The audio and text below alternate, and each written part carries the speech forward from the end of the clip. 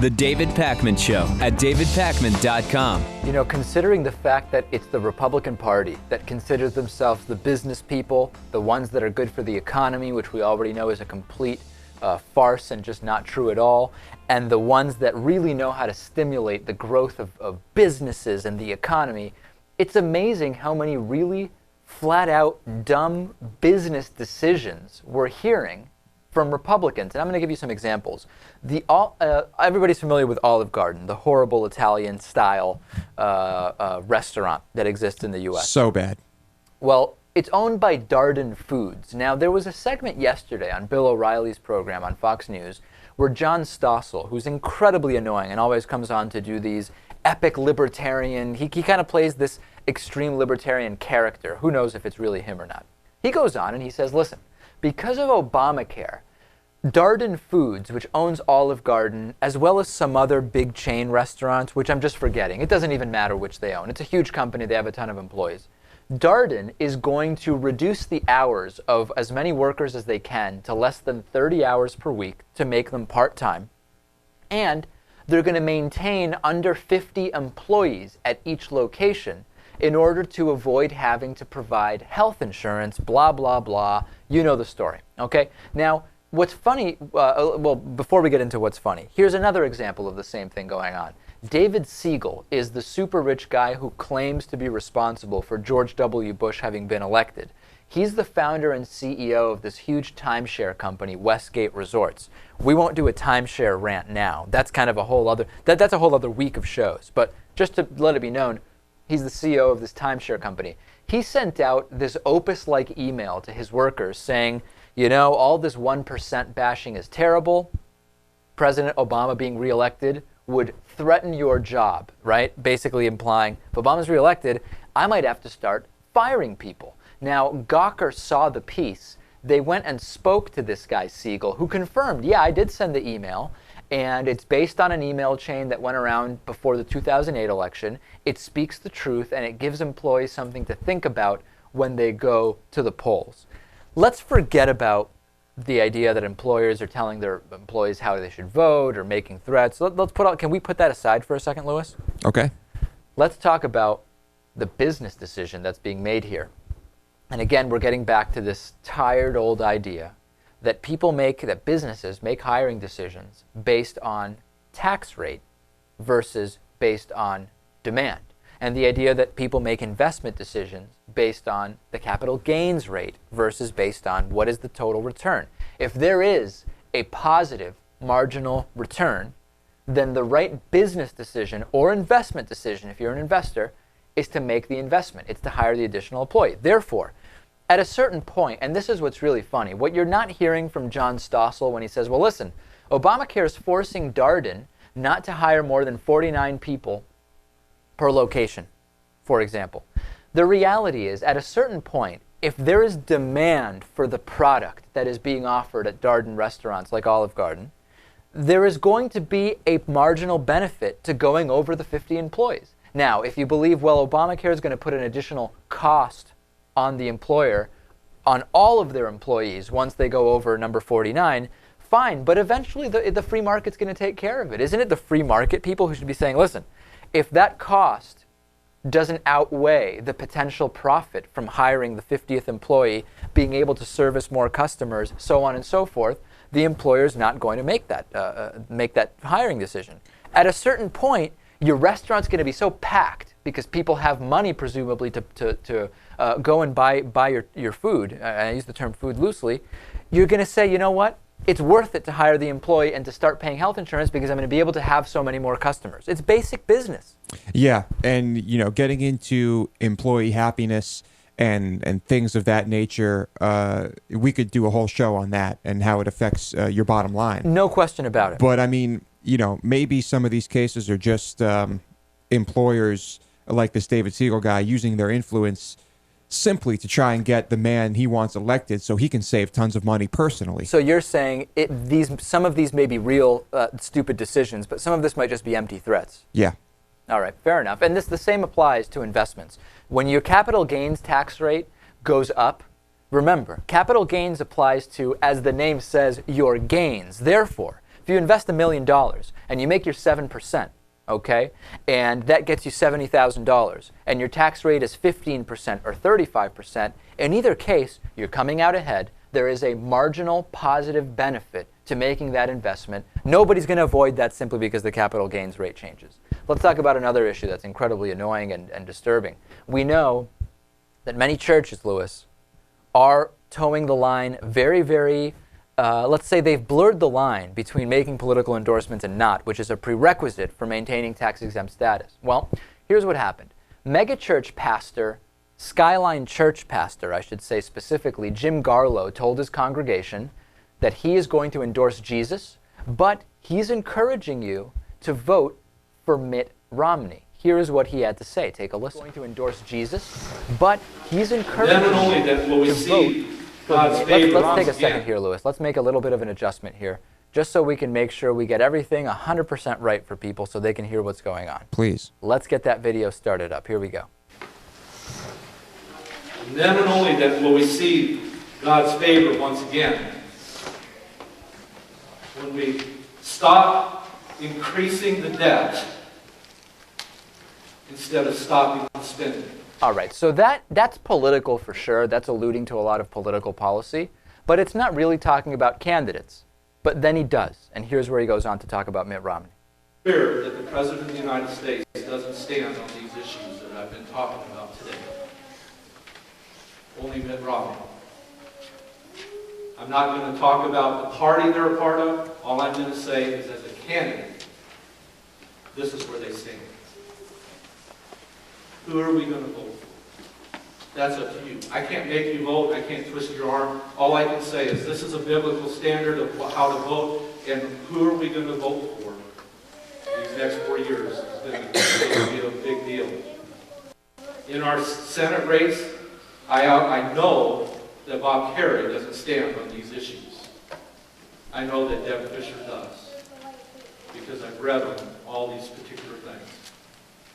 So those are the only ones I know for sure. Everybody else I would have to speculate. Now you see, this is where I just crossed the line.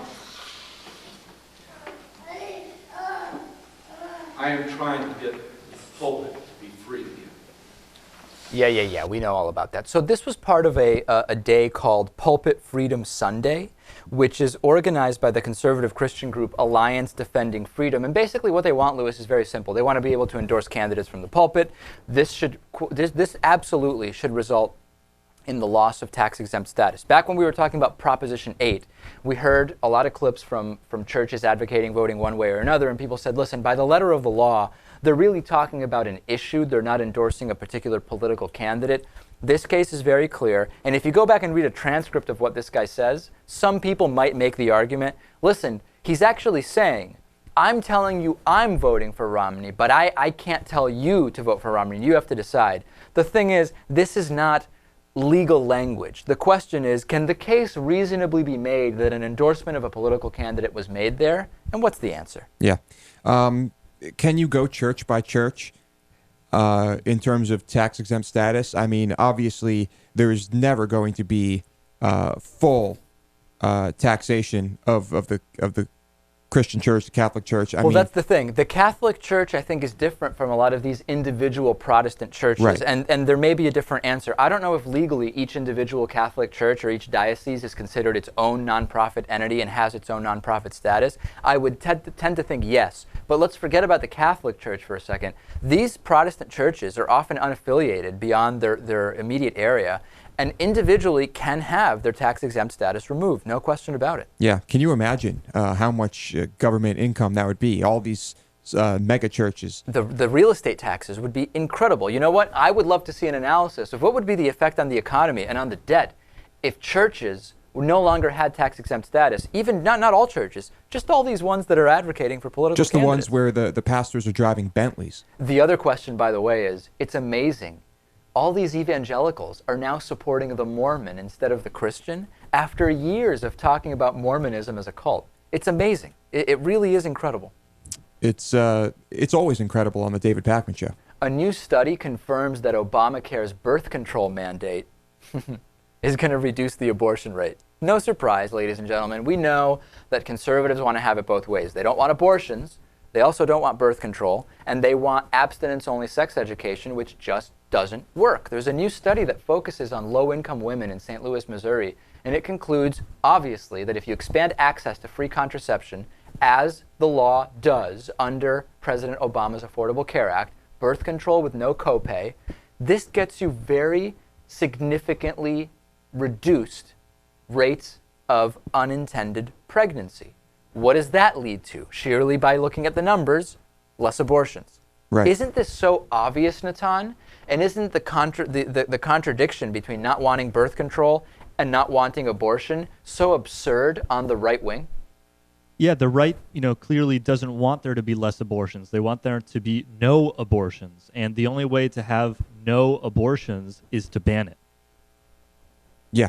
Boy, I mean, a lot of the outrage here is that people don't want to be paying, quote, paying for birth control for people, for sluts, right? Right, of course. I remember we got a phone call about that. It was kind of nasty. The guy said, well, why should I have to pay for someone else's birth control? And, I said, hey, if you want to pay for the hospital ride, the delivery, natal care, and then 18 years of welfare, be my guest. Yeah, that's quite a bit more expensive. Yeah. I'm also really shocked that it's shocking that this study says actually giving people access to contraception in a way they can afford is more effective than pretending people just won't have sex if you shame them enough about it. Who knew that this would work better?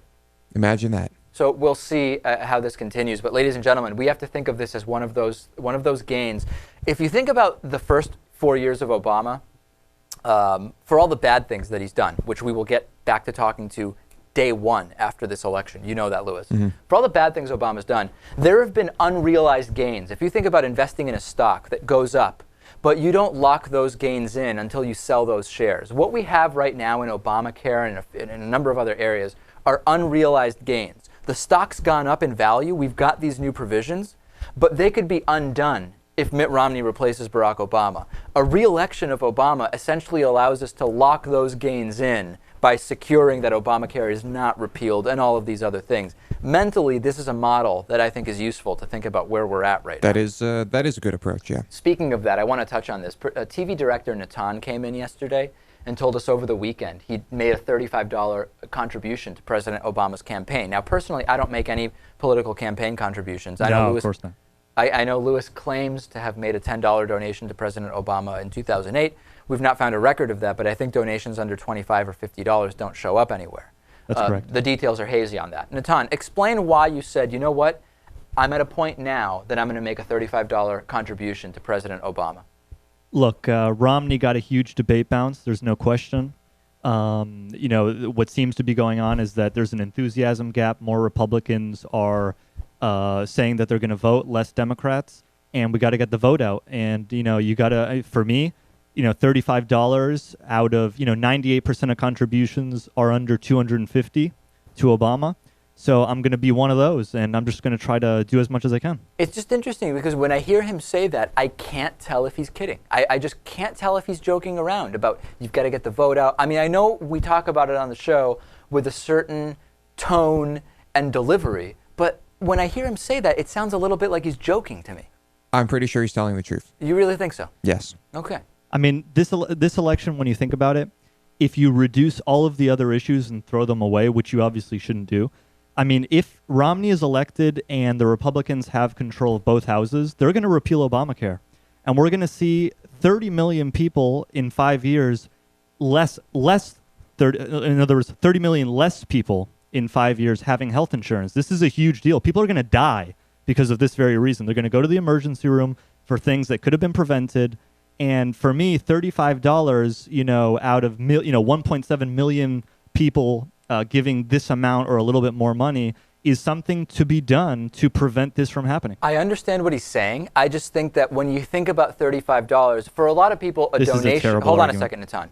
For a lot of people, a donation or phone banking is the only access they have to the political system. But you would think Natan, being TV director of the David Pakman Show, would be able to say, you know what, I can do way more than $35 by sitting down and doing some great research about very specific talking points that I want to get out there on the show for the next week. And you would think that the tangible benefit of that very easily could exceed the $35. I don't know. I disagree with you. Or he could do both. I think I should be able to answer that one. I mean, it seems to me like there are two things here. One is the $35. What is that going to do? Well, that's going to do a little bit. It's not going to do that much. Also, I'm here on the show, and we talk about issues. Certainly, the show has some influence. But it's also an ethical question about whether you're going to be a part of it, whether you're putting yourself into it.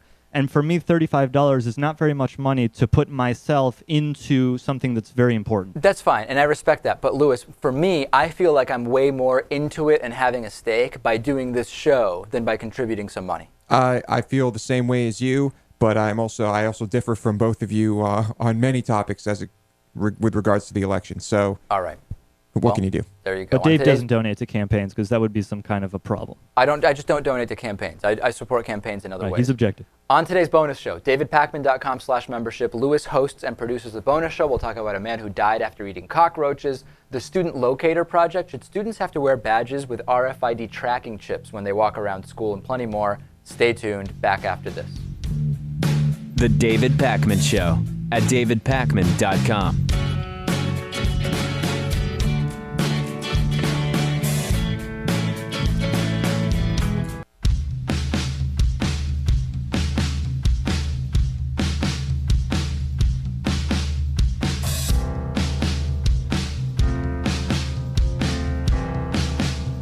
Welcome back to the David Pakman Show. Welcome back to the show. The conversation continuing during the break about Natan's political donations. I think you should have a blog about his donations because he's really fired up.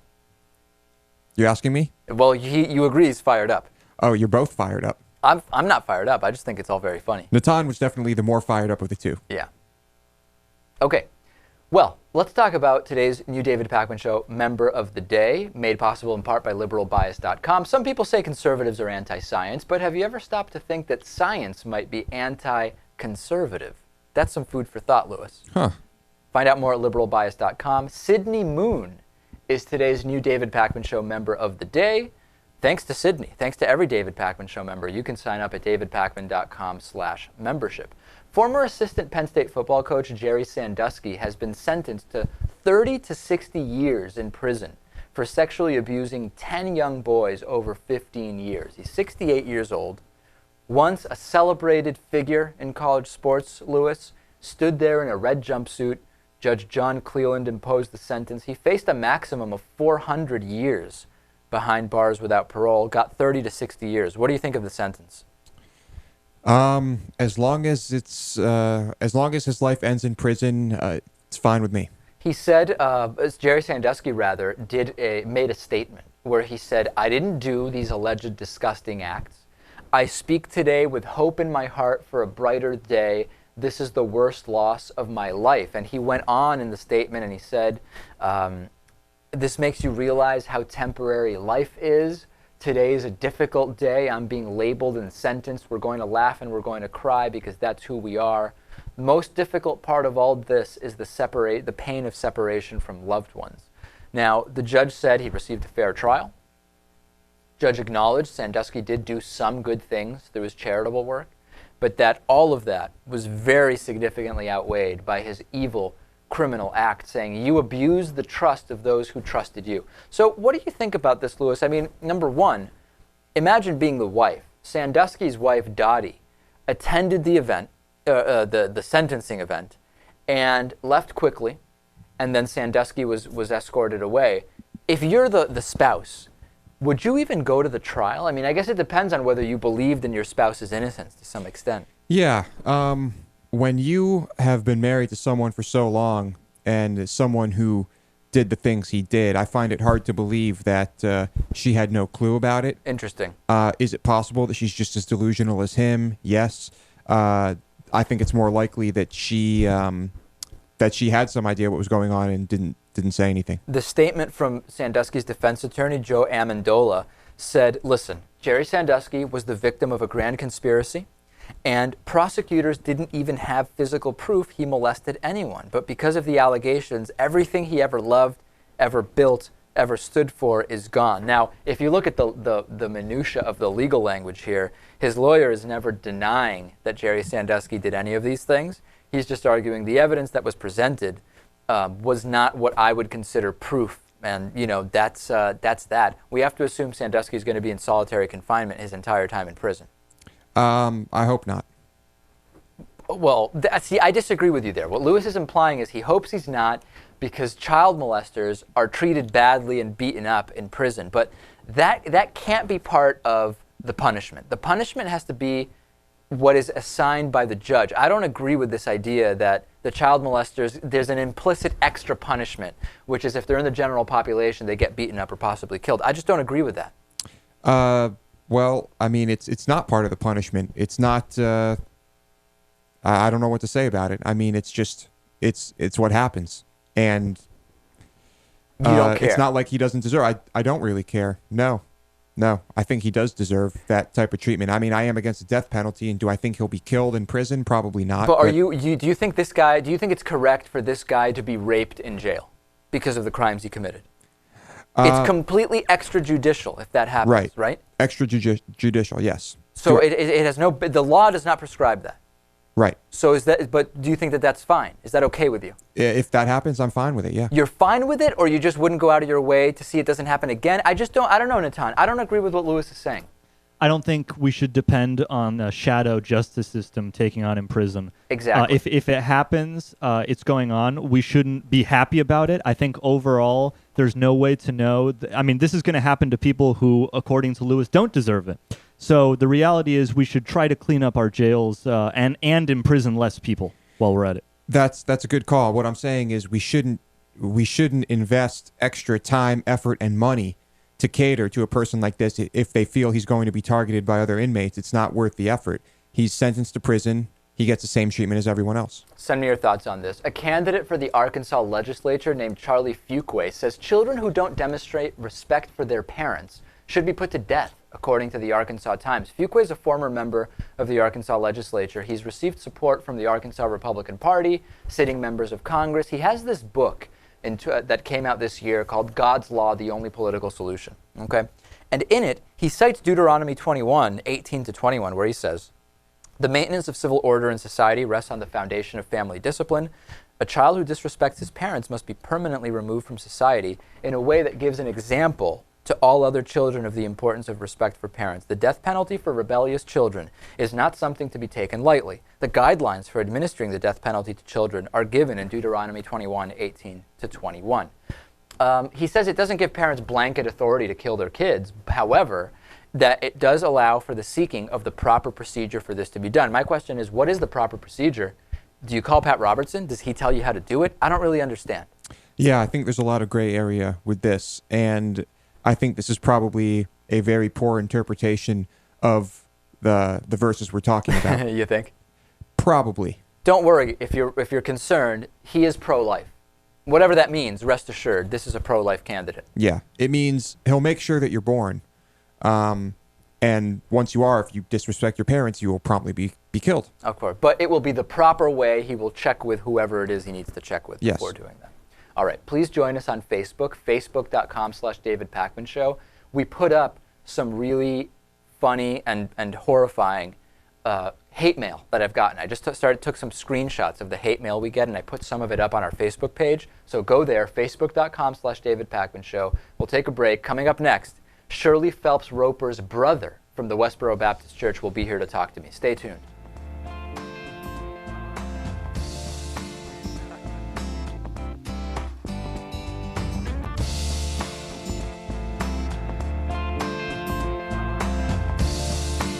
The David Pakman Show at davidpakman.com.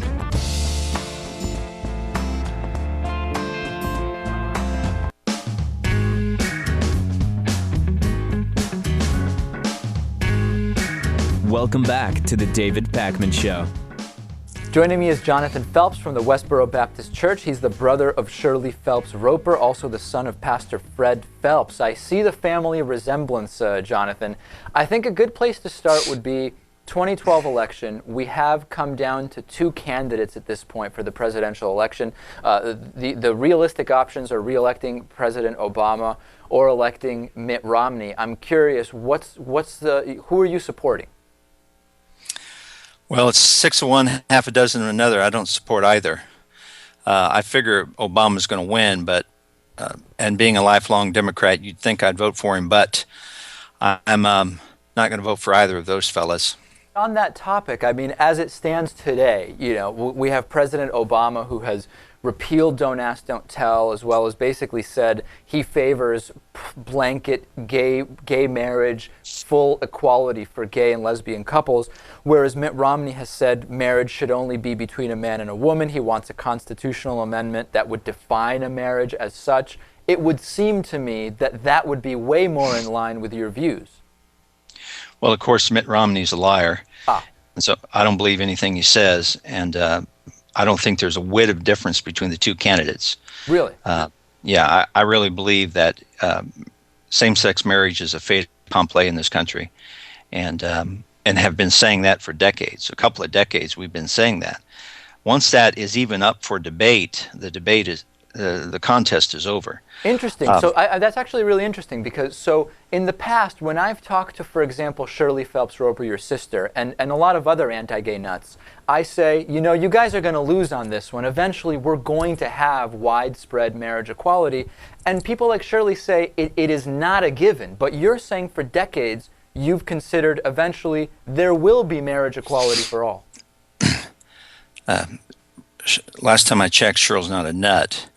And the last time I checked also, Cheryl solidly stated that it's a fait accompli. Okay, just not to me. I'm not arguing with you. I'm just saying I find it interesting. Mm-hmm. Okay, so how long will it take until we get full marriage equality in your mind? I mean, we have a handful of states now, but what timeline are we looking at? Soon. Okay. Soon in biblical terms? Soon in scientific terms? I mean, what are we talking about?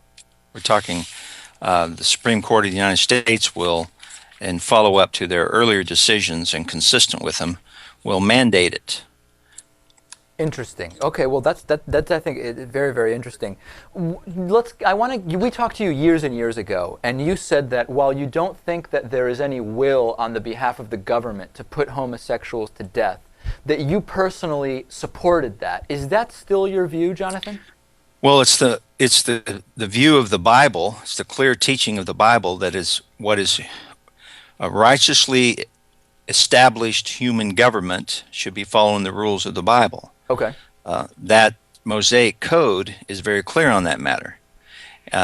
This bunch of thugs and thieves, the bottom tier of human kind that constitute our governmental leaders, to talk in terms of them doing anything righteous or for any legitimate purpose is a joke. No, I understand that. So, I'm hearing a lot of the same thing you said years ago, but you believe that based on what the Bible says, we should have death penalty for homosexuality.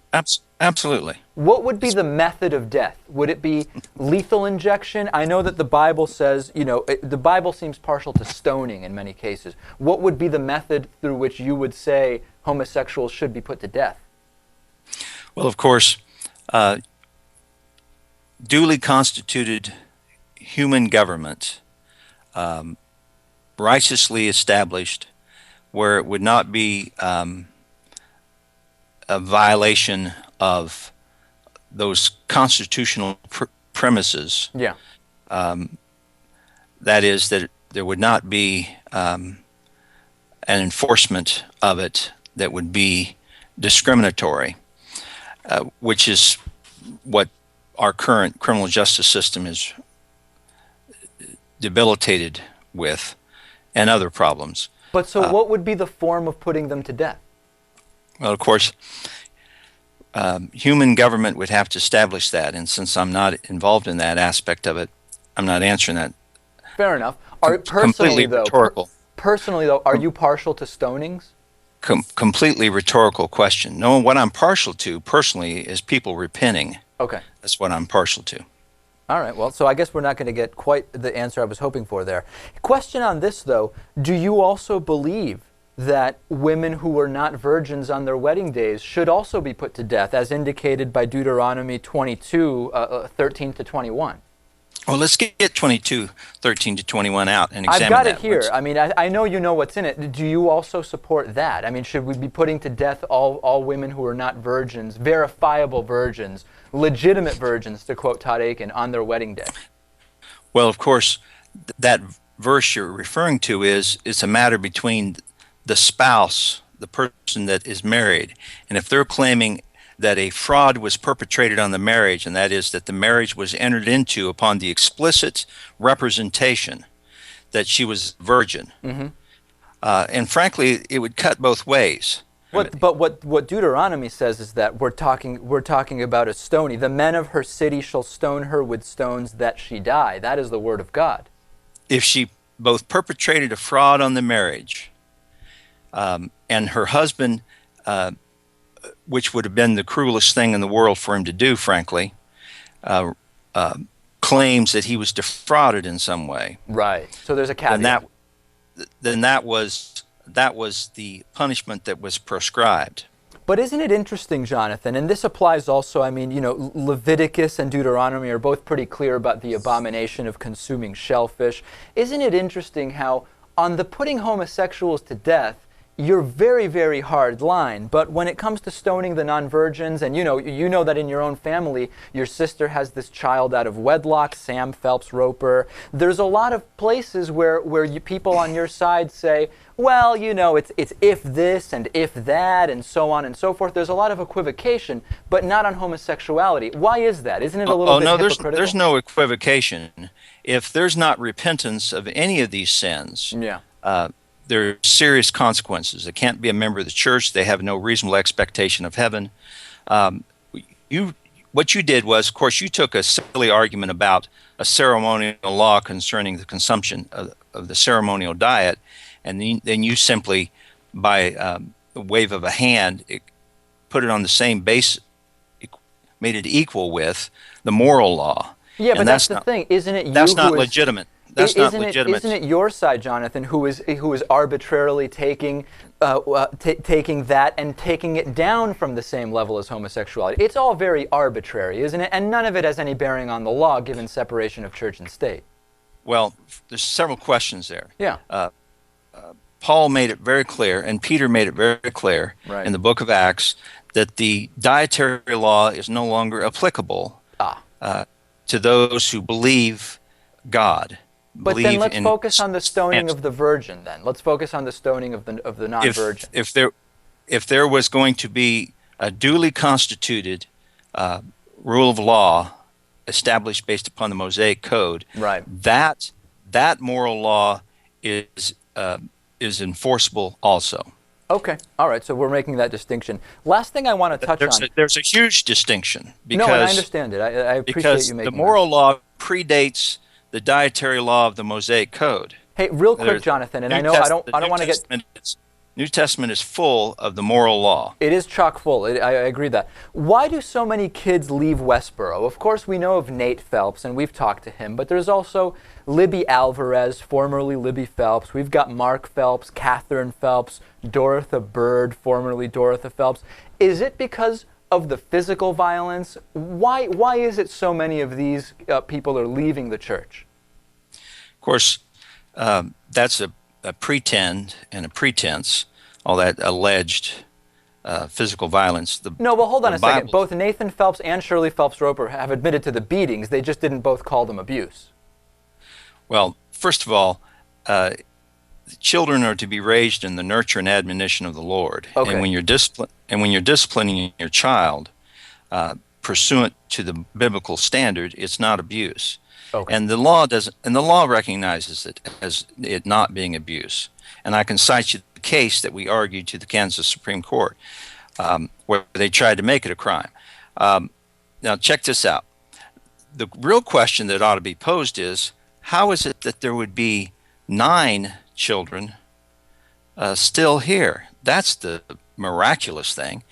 It is. It's incredible. Why did you? It's incredible that you all stayed, given the treatment. But why did the others leave? Is my question. The treatment was the best treatment that any human child ought to and appreciate would receive. So why reprobates go and off and wander into filth and debauchery is a question that I'll leave to your expertise, both on a personal and professional level, I'm sure. Well, I was hoping to get some sense from you about that. Okay. Absolutely last thing. I'm Jewish, but I'm relatively non-religious. Am I still going to hell, and how can I avoid that? Well, you have to repent just like every other human does. Okay. Just because you picked that pretense of a God, it's not any different from the next Well, fool I didn't that pick has. it. In other words, I was born into a Jewish family. Well, you were born into a system of false religious teachings. Okay. 99.99% of the population is. Okay. Many of Wow. many of the members of the Westboro Baptist Church were. Many of the people that were born into this family were exposed to many false religious systems, some of which were adopted, and some of which were had to be taught why it was a false religious system. You're not unique. You're just a rebel like the rest of them. So just by sheer virtue of being born Jewish, I'm a rebel. Well, of course. Okay. Okay. No, it's good to know. But you're no longer a little child. You now have to stand on your own 2 feet and get your big boy pants on and deal with the reality of the situation. Yeah. You have a non-delegable duty to learn what is required of you and to do it. All right. Well, hopefully during the next interview, I would be able to be taught from you exactly how to do that. Unfortunately, today we're out of time. Jonathan Phelps, a brother of Shirley Phelps Roper, son of Fred Phelps, Westboro Baptist Church, of course. God hates fags, as we know. Thank you so much, Jonathan, for being here today. My pleasure. Okay, take care. The David Pakman Show at davidpakman.com.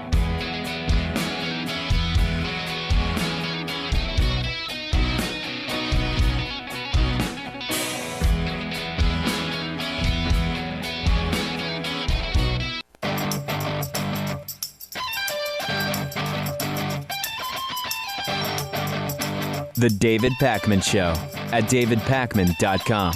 There's a film that is making it's basically a dramatization of the death of Osama bin Laden, which is going to be released on November 4th, just 2 days before the presidential election. Now, the movie is called SEAL Team 6, The Raid on Osama bin Laden. It's produced by the Weinstein Company. Of course, Weinstein co-chairman Harvey Weinstein, prominent Obama fundraiser. Conservatives are saying, listen to what is going on here. The National Geographic Channel is conspiring with the Weinsteins to try to release this at the exact time to push President Barack Obama to re-election. Now, what everybody is not mentioning when they talk about this is that National Geographic is owned primarily by Fox Cable Networks, a division of News Corporation. So certainly the idea that there is some top-down conspiracy from the network to release this at a time that would be politically advantageous to the president certainly does not line up with the broader political alignment of News Corporation, does it? No, it does not. Is it possible that this film in no way glorifies it or makes any sort of political statement? That's another possibility. I mean, National Geographic Channel was asked about this, and they said that the debut date is based on when our fall season starts. And President Howard T. Owens said Harvey Weinstein does not schedule our network. The channel is not political. We're opportunistic from a programming perspective. Interesting. Now, here's the funny thing. Even if this was collusion with the National Geographic Channel, even if the National Geographic Channel was not part of News Corporation, is this different than voter suppression from Republicans in its biased foundation? Yes, it actually is. In that releasing a movie you paid to produce on the date that you want is perfectly legal, while voter suppression tactics are illegal and unethical. Of course. I mean, is this even a question? Do we even have to address this? It is a question to many people, unfortunately. That's too bad. It is. There's an Expedia commercial that's creating some controversy. Last week, Expedia posted a commercial about a father attending his lesbian daughter's wedding and accepting her sexuality. Now, the description from the YouTube video says, every trip is unique. On this trip, Artie Goldstein travels across the country to attend his daughter's same-sex wedding, a journey that will test him, challenge him, and ultimately change him in unexpected ways. Now, the video at this point has over 2 million views. Let me play just a little bit of it to give you a sense of what it is. Again, this is an advertisement for travel booking website Expedia.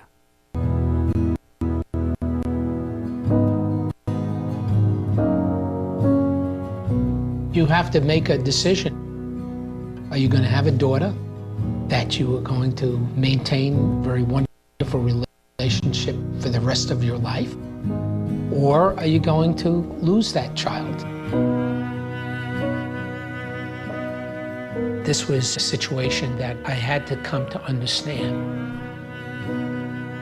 Once we got out to California and we saw how happy they were, all that trepidation just seemed to go away. All right, now of course conservatives are completely fired up, saying they're going to boycott Expedia and instead use Travelocity and Orbitz. They're completely flipping out. Now, funny that a lot of them don't realize that Orbitz and Travelocity are also pro-LGBT rights, but putting that ridiculousness aside, this is not a big deal, ladies and gentlemen. You've got to get over this nonsense in your minds that there's anything unusual here. Why is this even controversial? It's an ad for a travel company which wants to make money by having people book flights and hotels and sightseeing and rental cars on their website. Now, I actually don't use Expedia only because usually there's better deals to be had by using other ways of searching, but this actually would make me more likely to support Expedia, even though hopefully in the future this is just a non-issue. It doesn't make people more or less likely to support Expedia. It's just the law. There's equality. That's it. Yeah. And this really is more of a mini documentary than a commercial. It's really an internet commercial. I mean, it's not something that's fit for air on TV. It's over 3 minutes long. Yeah. Yeah. But of course, people are going to flip out over this and whatever. I mean, this commercial pretty much has no effect on me. But yeah. As it is, you're not a big Expedia guy, right? Well, I mean, the site I use searches through lots of different websites, and sometimes it ends up that Expedia is the one I go with. There you go. Because it relays me to it. But whatever. Well, congratulations. God bless. It's a very well done commercial. It is very good well done. Production value. Very, I mean, very who knows if it's even real? This is a commercial. They could be all actors. Very well, could be. Which I believe they most likely are. Is the guy's name really Artie Goldstein? I don't know. I mean, this is not how a documentary is typically filmed. I don't know. Just it looks like it's a commercial and like these are actors and that it's all staged. But that's just me. There you go. Yeah. All right, let's get to some of your voicemail. The voicemail line open 24 hours a day. 219-2-DAVID-P. Here's a voicemail about debates. Let's take a listen. David and Lewis, this message is for you guys. Hey, I watch and enjoy your show, but I need you to not comment about the next upcoming debate because you guys jinxed this last one, and I like Obama a lot, but he didn't do that great. Maybe he'll do better this time, but don't jinx it, all right? Thanks. Is that the strategy? I should just not talk about the upcoming debates at all? You know what? I don't think we jinxed it. I think Obama's strategy was the do-nothing strategy, observe, play defense. I think it's going to be a very different debate the second time around. Wow. Lewis, a prediction? Did he jinx it? We don't know. We will see.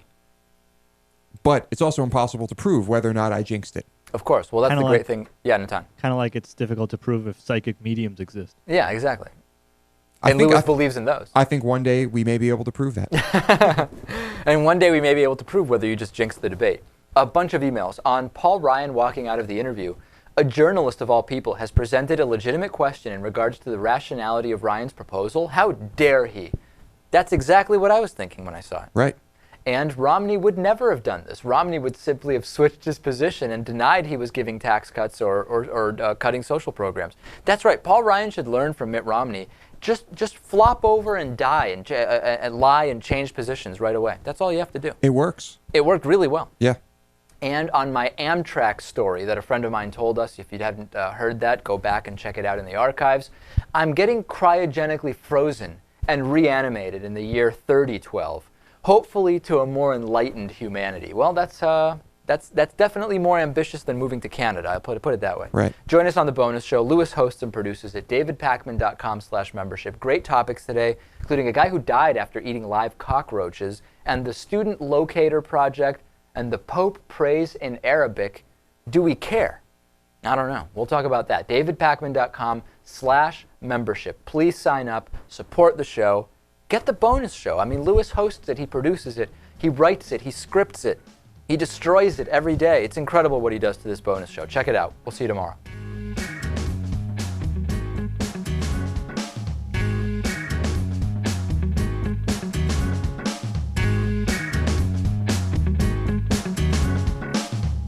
The David Pakman Show at davidpakman.com.